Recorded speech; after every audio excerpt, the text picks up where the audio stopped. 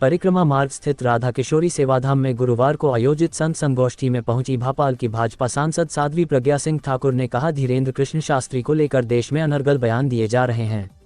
सनातन धर्म पर आक्रमण कई विधर्मी करते आए हैं।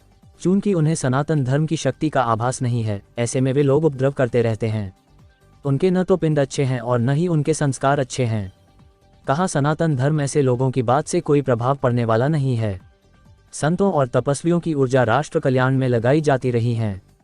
पंडित धीरेन्द्र कृष्ण शास्त्री को ईश्वर द्वारा जा शक्तियां दी गई हैं, वे हर किसी में नहीं होती हैं। इसे कोई कुछ भी कहे। माइंड रीडिंग साइंस के अनुसार कहा जा सकता है, जबकि जिसने अक्षर ज्ञान नहीं लिया वह धीरेन्द्र कृष्ण शास्त्री जो बात कह रहे हैं वह हनुमान जी की शक्ति पर अडिग है। उनके अंदर आध्यात्मिक और शाश्वत शक्तियां हैं। श्री रामचरितमानस पर विपक्षी दलों के बयानबाजी के सवाल पर साध्वी प्रज्ञा सिंह ठाकुर ने कहा, विधर्मी कुछ भी कर लें, जिस दिन हमारे धर्म पर किसी प्रकार का आक्रमण किया, ऐसा जवाब दिया जाएगा कि धरातल भी नहीं मिलेगा और आसमान भी नहीं मिलेगा।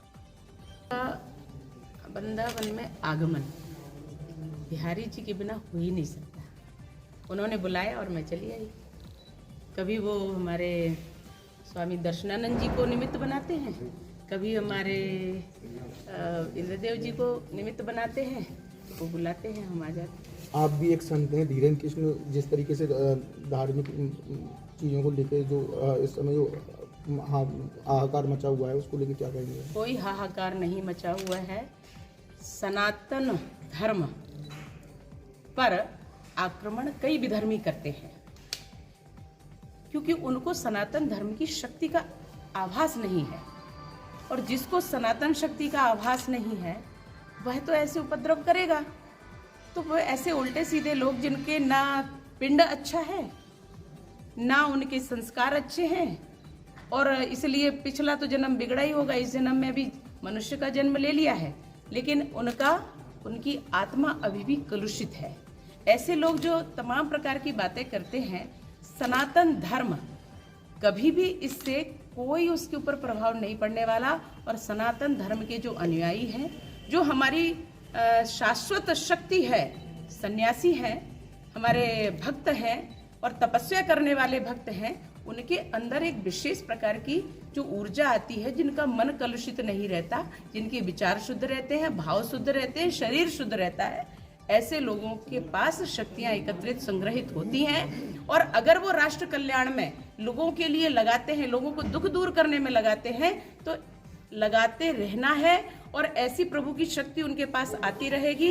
पंडित धीरेन्द्र कृष्ण शास्त्री जो कर रहे हैं और उनके अंदर जो शाश्वत शक्तियां हैं, जो प्रभु की दी हुई शक्तियां हैं, ये हर किसी को प्राप्त नहीं होती हैं। इसको चाहे कोई मॉडर्न भाषा में कुछ भी कह ले, माइंड रीडिंग कह ले या अन्य कुछ और उपाय लेकर के आए, तो माइंड रीडिंग साइंस के अनुसार कहा जा सकता है।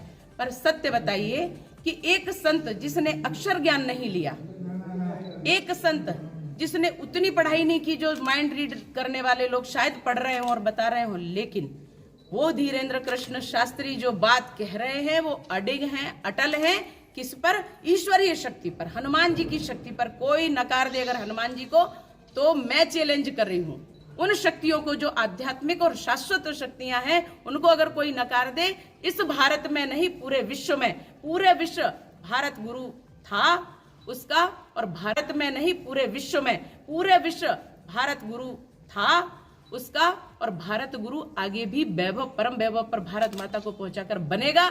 और इसके श्रेणी में हमारे धीरेन्द्र कृष्ण शास्त्री जो कार्य कर रहे हैं, उनको हम खूब खूब आशीर्वाद देते हैं कि प्रभु उनकी शक्ति और उनके कार्यों को अनंत प्रवाह में प्रवाहित करें और वो निरंतर हमारे राष्ट्र की सेवा करते रहे। दर्द किसी को भी, वामपंथियों को इसलिए और किसी चीज का नहीं है।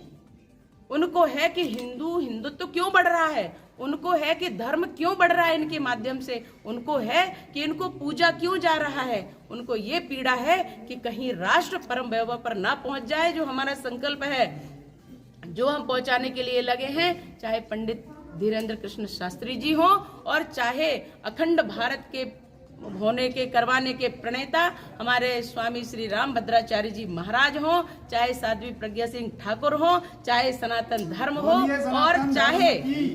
और चाहे हमारा साधु संत हो, जो सनातन धर्म कहेगा करेगा उसको कभी कोई आंक नहीं सकता, और विधर्मियों की तो दृष्टि होती ही नहीं उस प्रकार की। इसलिए विधर्मी सदैव परास्त होंगे और राष्ट्र हमारा जिस तरीके से देखा जा रहा है स्वामी प्रसाद मौर्य ने रामचरितमानस को लेकर टीका टिप्पणी की है, उसके लिए क्या कहेंगे? देखिए, मैंने क्या कहा आपको, हर किसी का नाम लेकर के अगर आप कोई प्रश्न करेंगे, मुझे लगता है उत्तर एक में ही समाहित है, ठीक है।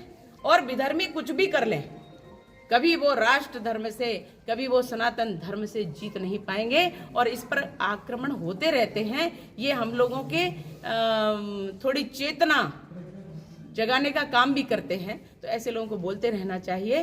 पर ये भारत है, बोलने की स्वतंत्रता सबको है, लेकिन जिस दिन उन्होंने हमारे धर्म पर किसी भी प्रकार का आक्रमण किया, ऐसा जवाब दिया जाएगा कि धरातल नहीं मिलेगा और आसमान भी नहीं मिलेगा।